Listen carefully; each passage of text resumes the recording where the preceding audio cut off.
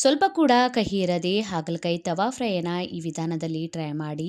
ತುಂಬನೇ ಟೇಸ್ಟಿಯಾಗಿರುತ್ತೆ. ಹಾಗಲಕಾಯಿಯನ್ನು ತಿನ್ನೋಕ್ಕೆ ಇಷ್ಟಪಡೋದವರು ಕೂಡ ತುಂಬನೇ ಇಷ್ಟಪಟ್ಟು ತಿಂತಾರೆ. ಹಾಯ್ ನಮಸ್ಕಾರ ಎಲ್ಲರಿಗೂ, ವೆಲ್ಕಮ್ ಟು ಮೈ ಚಾನಲ್. ಚಾನಲನ್ನು ಹೊಸದಾಗಿ ನೋಡ್ತಾ ಇದ್ರೆ ಚಾನಲನ್ನು ಸಬ್ಸ್ಕ್ರೈಬ್ ಮಾಡ್ಕೊಳ್ಳಿ. ಮಾಡೋದಕ್ಕೆ 250 ಗ್ರಾಮ್ ಅಷ್ಟು ಹಸಿರಾದಂಥ ಹಾಗಲಕಾಯಿಯನ್ನು ತೊಗೊಂಡಿದ್ದೀನಿ. ಎರಡು ಕಡೆಯ ಸೈಡ್ಸನ್ನು ಕಟ್ ಮಾಡ್ಕೊಳ್ಳಿ. ಆಮೇಲೆ ಈ ರೀತಿ ಉದ್ದ ಉದ್ದ ತೆಳುವಾದಂತಹ ಸ್ಲೈಸ್ನಲ್ಲಿ ಕಟ್ ಮಾಡ್ಕೊಳ್ಬೇಕು. ನಾನು ಬೀಜ ಸಮೇತ ಇದನ್ನ ಫ್ರೈ ಮಾಡ್ಕೋತಾ ಇದ್ದೀನಿ. ಬೀಜ ಸಮೇತ ಕೂಡ ಇದನ್ನ ಫ್ರೈ ಮಾಡ್ಕೊಂಡ್ರು ಕೂಡ ಸ್ವಲ್ಪ ಕೂಡ ಕಹಿ ಹತ್ತೋದಿಲ್ಲ. ಈ ರೀತಿ ಥಿಕ್ನೆಸ್ ಇರಲಿ, ಅಂದ್ರೆ ಜಾಸ್ತಿ ದಪ್ಪ ಇದ್ರೂ ಕೂಡ ಚೆನ್ನಾಗಿ ಟೇಸ್ಟ್ ಬರಲ್ಲ. ನೋಡಿ, ಈ ರೀತಿ ಇದ್ರೆ ಗರಿ ಗರಿಯಾಗಿ ಬರುತ್ತೆ.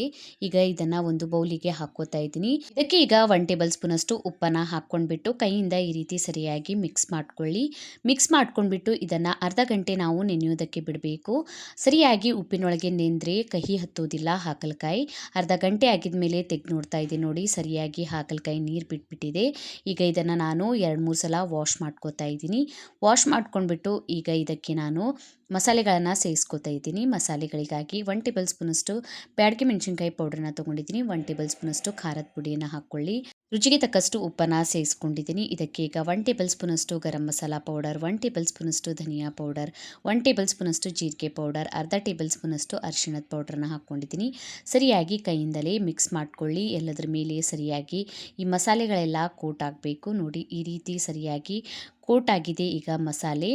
ನಾನು ಇದನ್ನು ಕೋಟ್ ಮಾಡ್ಕೊಳ್ಳೋದಕ್ಕೆ ಒಂದು 4 ಟೇಬಲ್ ಸ್ಪೂನ್ ಅಷ್ಟು ಸಣ್ಣನ ರವೆಯನ್ನು ತೊಗೊಂಡಿದ್ದೀನಿ.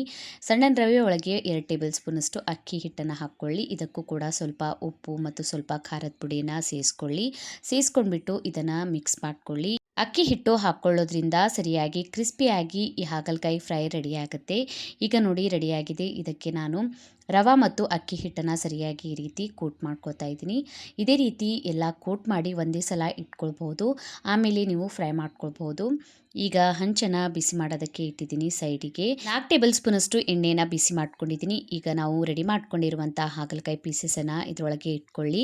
ಎಣ್ಣೆ ಕಡಿಮೆ ಜಾಸ್ತಿ ನೀವು ಎಷ್ಟು ತಿಂತೀರಾ ಅಷ್ಟು ಹಾಕ್ಕೊಂಡ್ಬಿಟ್ಟು ಶಾಲೋ ಫ್ರೈಯನ್ನು ಮಾಡ್ಕೊಳ್ಬೋದು.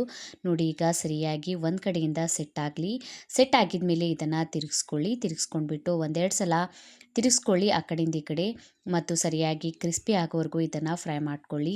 ತುಂಬ ಚೆನ್ನಾಗಿ ಟೇಸ್ಟ್ ಬರುತ್ತೆ. ಸೈಡ್ ಡಿಶ್ ಆಗಿ ತಿನ್ಕೊಳ್ಬೋದು, ಅನ್ನ ಸಾಂಬಾರು ಜೊತೆ ಅಥವಾ ರೊಟ್ಟಿ ಚಪಾತಿ ಜೊತೆ ಕೂಡ ತಿನ್ಕೊಳ್ಬೋದು. ಈ ರೀತಿ ಸರಿಯಾಗಿ ಕ್ರಿಸ್ಪಿ ಆಗೋವರೆಗೂ ಫ್ರೈ ಮಾಡ್ಕೊಳ್ಳಿ. ಸ್ವಲ್ಪ ಕೂಡ ಕಹಿ ಹತ್ತೋದಿಲ್ಲ.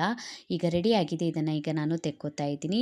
ಟ್ರೈ ಮಾಡಿ ನೋಡಿ, ಕಮೆಂಟ್ ಒಳಗೆ ತಿಳಿಸಿ ವಿಡಿಯೋ ಹೇಗೆ ಅನ್ನಿಸ್ತಂತ. ವಿಡಿಯೋ ಇಷ್ಟ ಆಗಿತ್ತಂದರೆ ಲೈಕ್ ಮಾಡಿ, ಶೇರ್ ಮಾಡಿ. ಇದೇ ರೀತಿಯ ವಿಡಿಯೋಸನ್ನು ನೋಡೋದಕ್ಕೆ ಚಾನಲನ್ನು ಸಬ್ಸ್ಕ್ರೈಬ್ ಮಾಡ್ಕೊಳ್ಳಿ. ಬೆಲ್ ಐಕನನ್ನು ಪ್ರೆಸ್ ಮಾಡ್ಕೊಳ್ಳಿ. ನಾನು ಹಾಕಿದ ವಿಡಿಯೋಸ್ ನೋಟಿಫಿಕೇಷನ್ ನಿಮ್ಗೆ ಸಿಗುತ್ತೆ. ನಂಗೆ ನೀವು ಇನ್ಸ್ಟಾಗ್ರಾಮ್ ಮತ್ತು ಫೇಸ್ಬುಕ್ ಪೇಜಿಗೂ ಫಾಲೋ ಮಾಡ್ಕೊಳ್ಬೋದು. ಲಿಂಕನ್ನು ನಾನು ನನ್ನ ಡಿಸ್ಕ್ರಿಪ್ಷನ್ ಬಾಕ್ಸ್ನಲ್ಲಿ ಕೊಟ್ಟಿರ್ತೀನಿ. Thank you for watching.